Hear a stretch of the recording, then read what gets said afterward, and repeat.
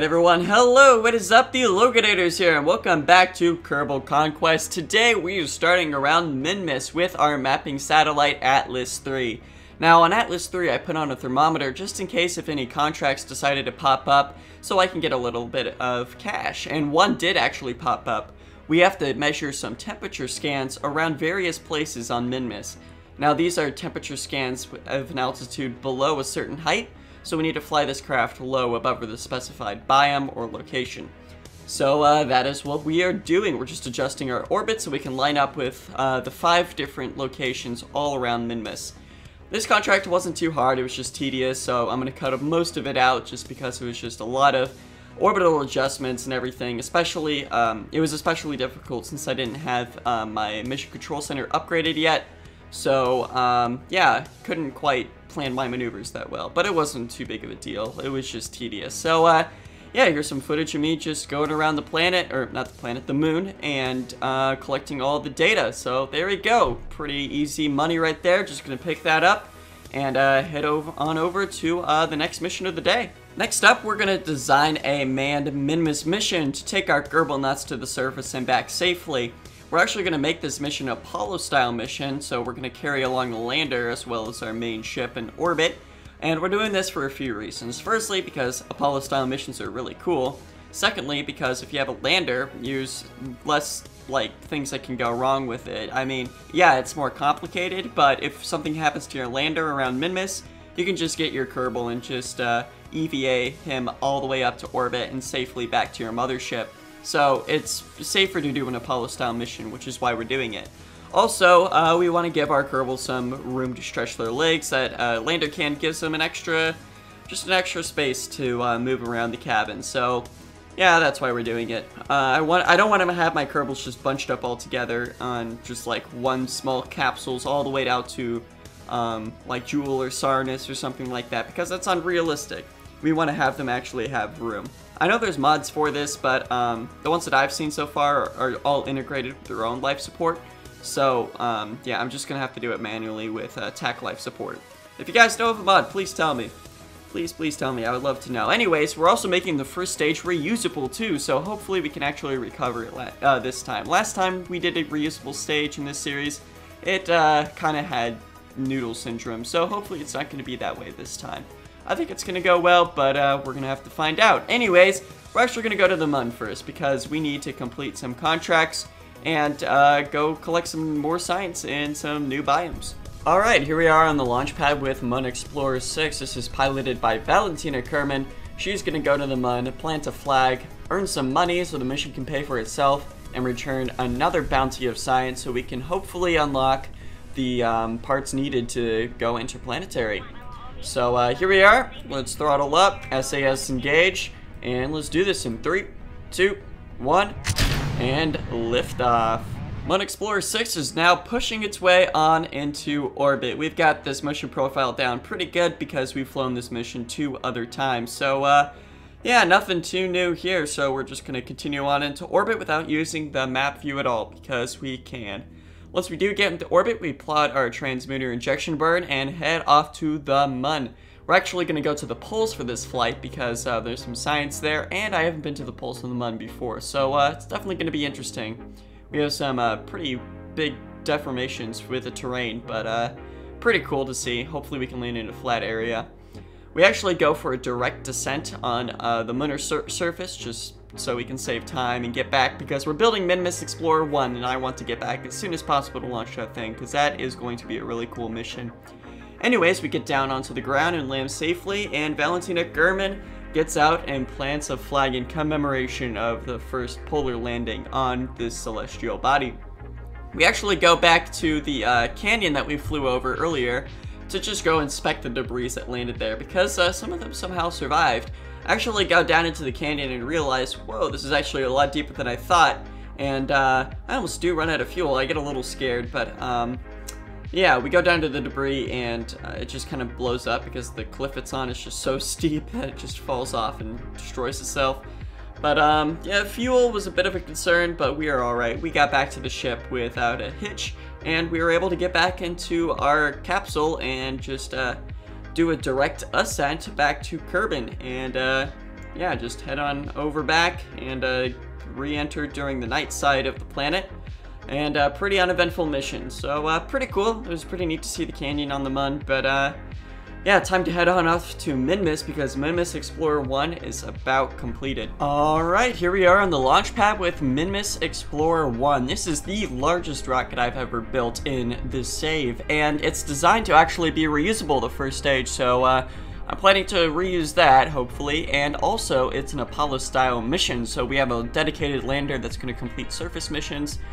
And that's one of the reasons why it's so big. But anyways, Jebediah Kerman's going to be at the helm. He's going to be the first Kerbal to land on the surface of Minmus, hopefully successfully.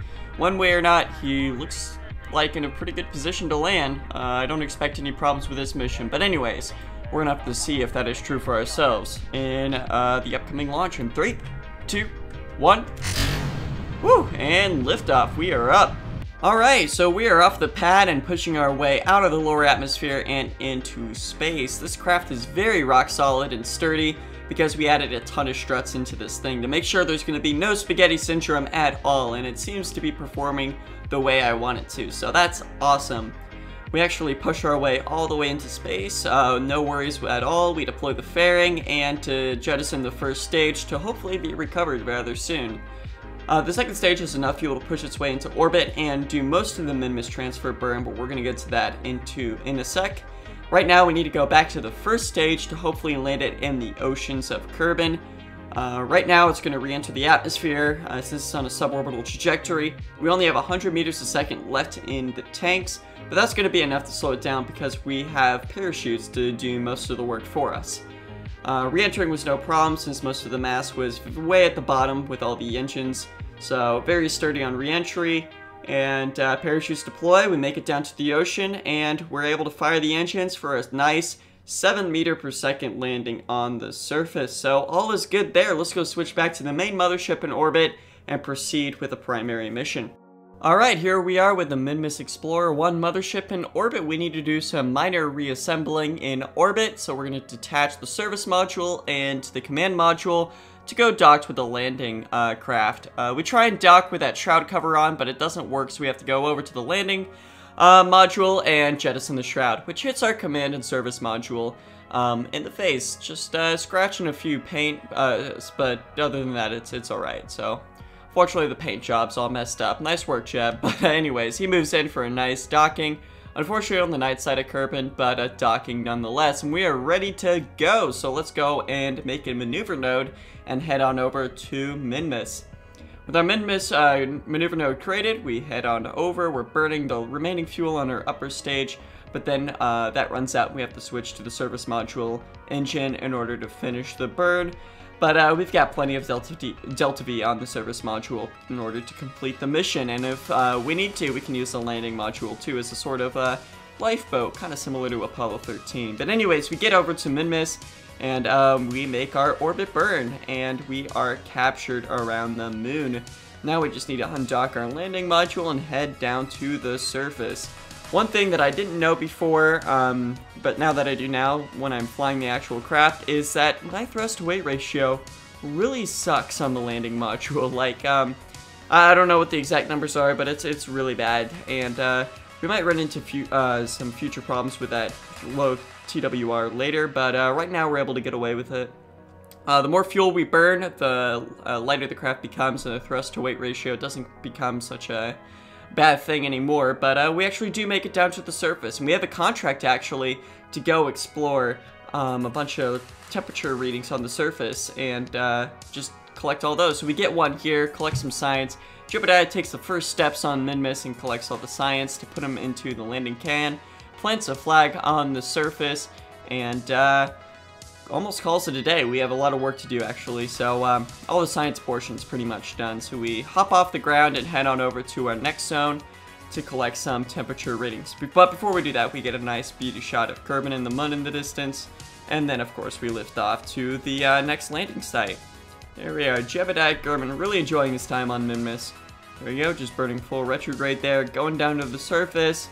Gonna get a nice touchdown and then quickly grab the temperature scan and then quickly head on over to the next site and the final site. This contract played very, very, very well, so good thing that I accepted it and chose to land in this spot too. So kind of a cool way to do a targeted landing mission and get a lot of funds. And yeah, all is pretty good. We just have to wait for the command and service module to make its orbit around the moon, and then we lift off with the lander and rendezvous with the spacecraft in orbit. So pretty good. Rendezvousing craft in the orbit of Minmus is really, really easy. So yeah, we don't run into any problems there. Anyways, we rendezvous, catch up, and dock with the spacecraft. We don't have any RCS on the landing module, so we just use the main engine. But we don't run into any problems there, so yeah, that's pretty good. We actually deorbit the landing module and then just push our way back into a stable orbit because we're environmentally conscious and we don't want to leave debris in orbit of Minmus. So yeah, reducing the Kessler syndrome is always nice. We burn back to Kerbin and make our final re-entry. Jebediah Kerbin, having completed the first successful Kerbaled Minmus mission. Kerbaled or man, whichever way you want to say it. However, there is one major problem with this mission. One huge thing that we forgot to do, and that's to get science. We left them all in all the reports in the landing can, so we need to go back with Minmus Explorer 2 to collect the much needed science that we forgot to get. So let's go do that. Alright, here we are on the launch pad. This is Minmus Explorer 2, piloted by actually Bob Kerman. He's the scientist on the mission, but I don't have any computers to provide SAS, so this is going to be a challenging mission. I only have the SAS right now because the landing stage has the computer that we need to land it. But once I decouple that, we are on our own. Bob Kerman's going to have to pilot the mission himself. I think I'm going to be able to complete this mission even though I don't have SAS. It shouldn't be too difficult. And yeah, we're going to cross our fingers, hope for the best, and get all the science we possibly can to make up for a pretty embarrassing failure, if not transferring the science on the Minmus 1 Explorer mission. However, despite there not being any science, it still was a success. But we're going to get all the science from this mission now. So let's launch in 3, 2, 1... and Bob Kerman is away. Minmus Explorer 2 is in the air and heading on to orbit. The launch goes pretty similarly to the last launch. Nothing serious happens. Everything is good. This craft is very stable and rock solid. So we don't incur any problems whatsoever. We jettison the first stage and deploy the fairing to release the mothership into orbit, or the upper stage is going to push it on into orbit, and hopefully we can land that first stage again. And we're just coming down into the atmosphere with the first stage this time.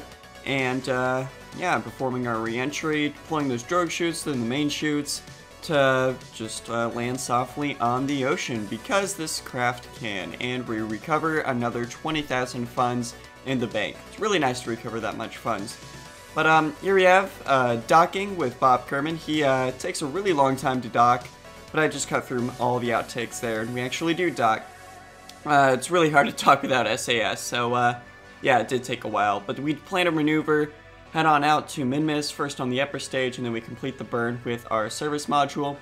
And we get to Minmus without a problem. We deploy the lander and head on down to the surface. So far this mission's going pretty well, pretty routine.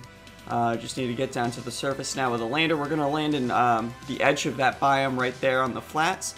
Hopefully safely, but the low thrust to weight ratio looks like it's going to cause some problems, and oh no, we lost ourselves. We accidentally destroyed our engine on the bottom. Everything else seems to be fine though. We came in at a hard 20 meters a second.